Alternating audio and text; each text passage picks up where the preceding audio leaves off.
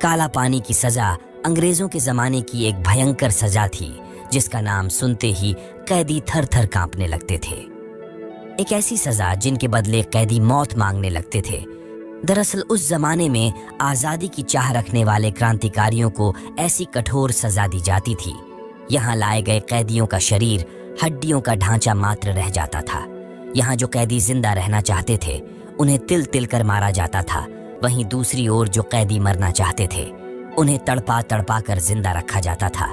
समुद्र के बीच बनी इस खौफनाक जेल में कैदी मौत से भी बदतर जीवन जीने के लिए मजबूर थे। आंकड़ों की माने तो सेल्यूलर जेल में करीबन 80,000 कैदियों को लाया गया था, जिनमें से मात्र 30,000 ही वापस अपने सर जमी पर जिंदा लौट पाए थे। मगर 50,000 कैदियों का क्या हुआ, आज तक किसी को पता नहीं चल पाया। आइए जानते हैं कि काला पानी की सजा क्या होती है। इसका नाम सुनते ही कैदी क्यों कांपने लगते थे। अंग्रेजों ने सेल्यूलर जेल का निर्माण सुदूर समुद्र के बीच क्यों करवाया था।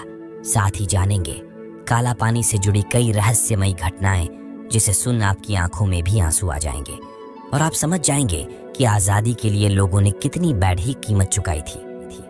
1857 की क्रांति के बाद अंग्रेजी हुकूमत क्रांतिकारियों को गिरफ्तार करके उनका मनोबल तोड़ना चाहती थी। अंग्रेजों का मानना था कि इन कैदियों को ऐसी जगह रखा जाए जहां इन्हें न तो कोई देख सके, न ही इनका कोई विरोध कर सके। दरअसल अंग्रेजों ने इसके लिए भारत से हजारों किलोमीटर दूर समुद्र के बीचों बीच अंडमान और निकोबार द्वीप को चुना था। दिन था 10 मार्च साल 1858 का। अंग्रेजी हुकूमत ने लगभग 1000 क्रांतिकारियों को जहाज में बिठाकर पहली बार अंडमान और निकोबार द्वीप की तरफ रवाना कर दिया गया। कुछ दिनों के बाद यह लोग एक सुनसान द्वीप पर पहुंचते हैं, जहां चारों ओर मगरमच्छ, सांप, बिच्छू और कीड़े मकोड़ों के अलावा कुछ भी नजर नहीं आ रहा था। यहाँ की पथरीली जमीन और घनी झाड़ियों को देखकर कैदियों के पसीने छूटने लगे थे। यहाँ सबसे पहले कैदियों द्वारा जंगलों को काटकर ब्रिटिश अधिकारियों के लिए कमरे बनाए गए। ये काम कैदियों के लिए इतना मुश्किल था कि ऐसा करते करते कई कैदी अपनी जान गंवा चुके थे, क्योंकि अधिकांश कैदियों को अपने हाथों से ही पत्थरों को हटाना पड़ता था। इस दौरान कई जहरीले सांप और बिच्छू उन्हें काट लिया करते थे, जिसका कोई इलाज नहीं था। कई लोग मलेरिया जैसी बीमारी के कारण मारे गए। इसके अलावा कैदियों के रहने के लिए वहां कोई भी व्यवस्था नहीं थी। उन्हें जमीन पर ही रात बितानी पड़ती थी। धीरे धीरे यहाँ कैदियों की संख्या बढ़ने लगी। साल आता है 1896 का। शुरू होता है खौफनाक सेल्यूलर जेल का निर्माण। सबसे पहले अंडमान की राजधानी पोर्ट ब्लेयर में जेल के बीचों बीच ऊंचा टावर बनाया जाता है, जिस पर एक बड़ा घंटा लगाया गया, जिसको खतरे के वक्त बजाया जाता था। फिर शुरू होता है इसके चारों ओर 7 शाखाओं वाली सेल्यूलर जेल का निर्माण। बड़े ताज्जुब की बात है कि इस जेल का निर्माण वे कैदी ही कर रहे थे, जिनको थोड़े ही दिनों बाद इसी में ही कैद होना था। हर एक शाखा 3 मंजिल की बनाई गई। अंग्रेज चाहते थे कि यहाँ रहने वाले कैदी आपस में मिल ना पाए।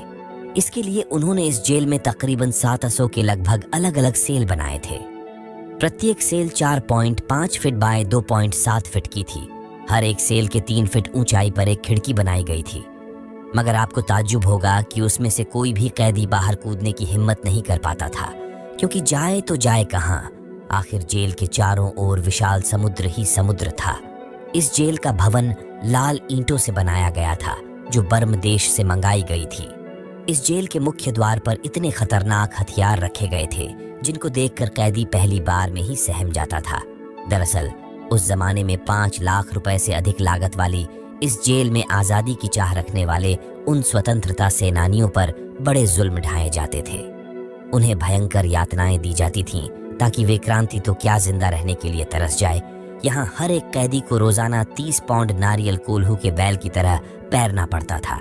अगर कोई कैदी ऐसा नहीं कर पाता तो उसे बुरी तरह कोड़ों से पीटा जाता था। इसके अलावा रस्सी बनाना, चक्की चलाना, लगातार नारियल सिलवाना आदि कई काम करवाए जाते थे।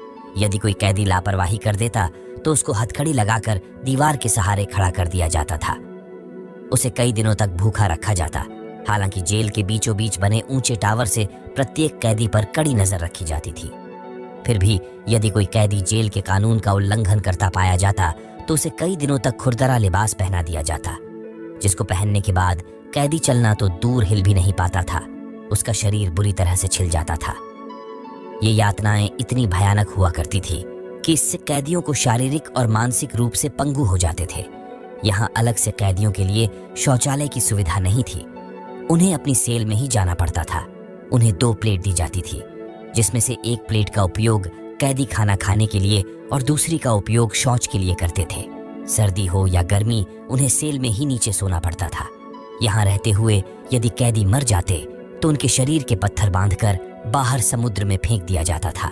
वैसे तो यहाँ की दर्दनाक यातनाओं से तंग आकर कैदी कई बार भागने की कोशिश कर चुके थे, मगर सभी पकड़ लिए जाते थे।